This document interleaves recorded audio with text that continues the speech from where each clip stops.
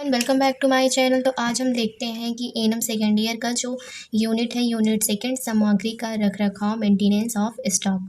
आज इसके बारे में हम चर्चा करते हैं कि कैसे मेंटेनेंस किया जाता है स्टॉक का।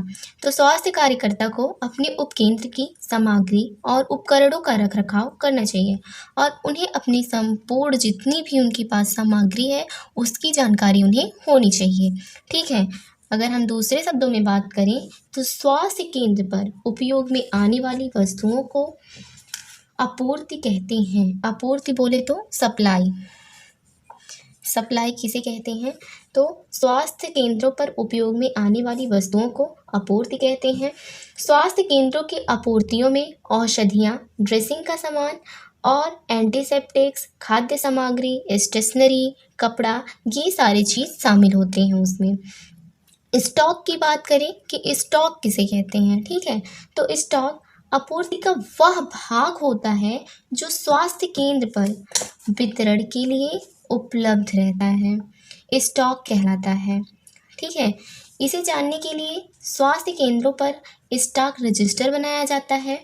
इस रजिस्टर में वस्तुओं की आपूर्ति की मात्रा भी लिखी जाती है और इस मात्रा से वितरण मात्रा को कम करते रहते हैं, जिससे स्टॉक की जानकारी रजिस्टर में रहती है।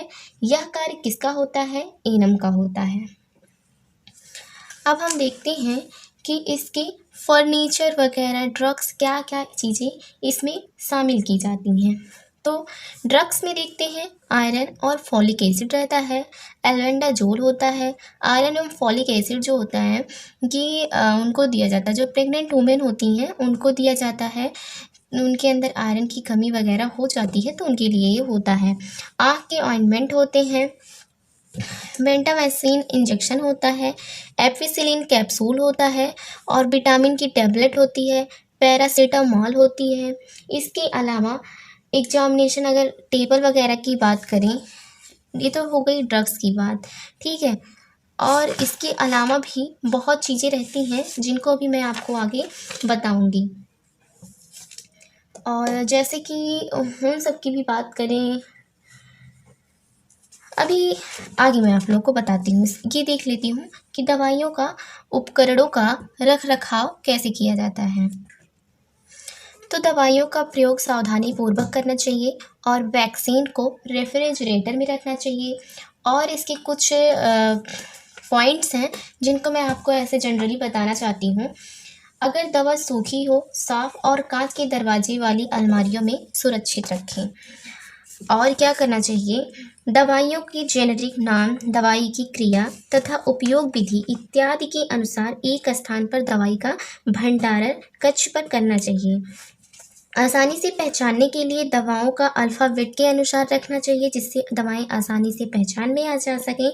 दवाइयों को उनके स्वरूप एवं वर्गीकरण के अनुसार उनको व्यवस्थित करना चाहिए। दवाएं सूखे, ठंडे, शुष्क, हवादार और प्रकाश युक्त कमरे में रखनी चाहिए। ठीक है।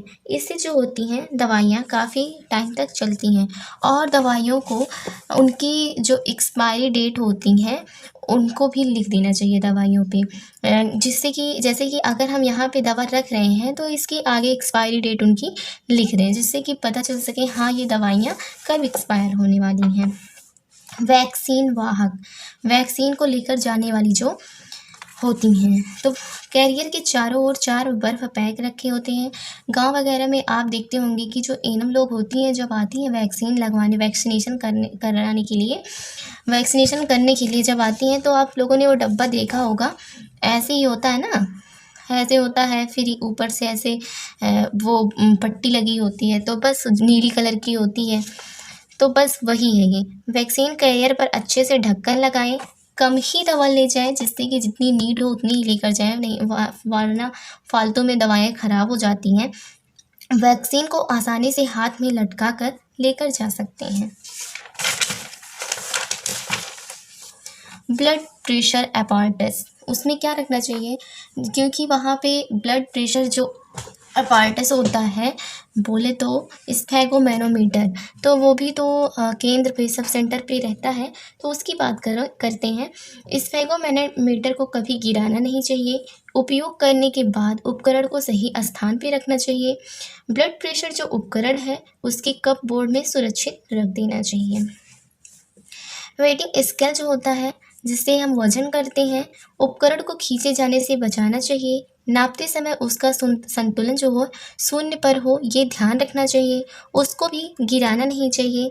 तो ये सब आते हैं वेटिंग स्केल कि उनकी रख रखाव कैसे करनी चाहिए उनके बारे में बताया गया है। इंस्ट्रूमेंट, जितने भी इंस्ट्रूमेंट हैं सदा साफ सुथरा रखना चाहिए। उपयोग के बाद सामग्री का विसंक्रमण करना चाहिए और उसके बाद इंस्ट्रूमेंट वगैरह को भी एक अच्छे स्थान पर रखना चाहिए जिससे कि कोई भी इंस्ट्रूमेंट की ज़रूरत हो तो आसानी से मिल सके। फर्नीचर को कैसे रखना चाहिए? फर्नीचर को टूटने से बचाना चाहिए। वीक में एक बार कीटाणुनाशक जरूर करना चाहिए। और जितने भी फर्नीचर्स आते हैं मैं उनकी अगर बात करूं कि कितने फर्नीचर्स एक सब सेंटर पे मौजूद रहते हैं, तो क्या होता है, एक एग्जामिनेशन टेबल होता है, राइटिंग टेबल होता है, आर्मलेस चेयर होता है, मेडिसिन चेस्ट होता है, मीन्स औषधि अलमारी होती है, प्रसव मेज बोले तो लेबर टेबल होता है, लकड़ी का पर्दा वुडन स्क्रीन होता है, पायदान बोले तो फुट स्टेप, कोट अलमारी कोट रैक जिसे कहते हैं, पलंग की मेज बेड साइड टेबल होता है, स्टूल होता है, अलमारियाँ होती हैं, लैंप्स होते हैं, ये सब चीज़ें, फैंस वगैरह भी होते हैं सब सेंटर पे, ट्यूब लाइट होते हैं, बेसिन स्टैंड होते हैं।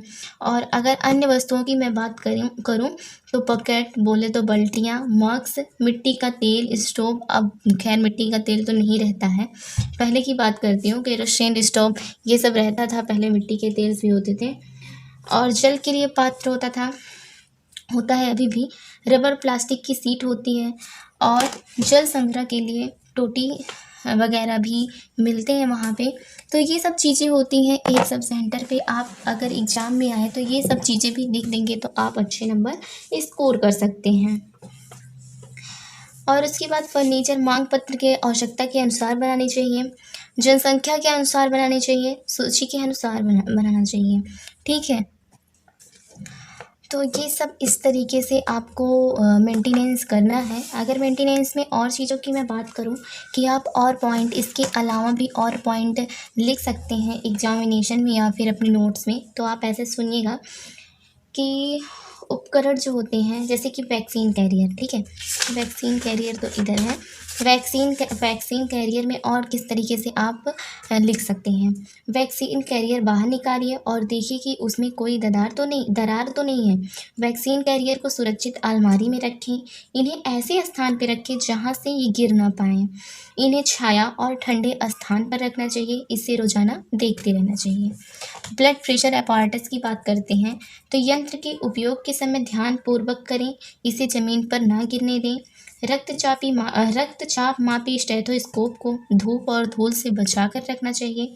इन्हें अलमारी में ताला लगा कर रखना चाहिए। प्रयोग के बाद साफ करके ही रखें। इसे अधिक समय तक गर्म स्थान पर ना रखें। समय समय पर इन्हें चलाकर देखते रहना चाहिए। अगर बात करें कि वेटिंग स्केल की, ठीक है, तो इसमें क्या खराब होने पर बदलवाना चाहिए, इसकी मापन की सत्यता की जांच करते रहना चाहिए। अलमारी में रखते समय इसे गिरने से बचाना चाहिए, तो मैंने आपको पहले ही बताया। इंस्ट्रूमेंट की बात करें, थर्मामीटर, जो इंस्ट्रूमेंट के अंदर थर्मामीटर किस लिए होता है, आप लोग जल्दी से बताइए थर्मामीटर का यूज क्या होता है।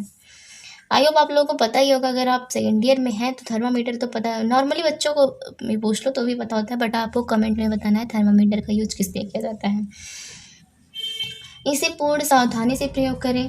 टेबल सुरक्षित निश्चित स्थान पर रखें, जमीन पर गिरने से बचाएं और रखते समय इसे साफ और क्या करना चाहिए, स्टेरिलाइज करना चाहिए।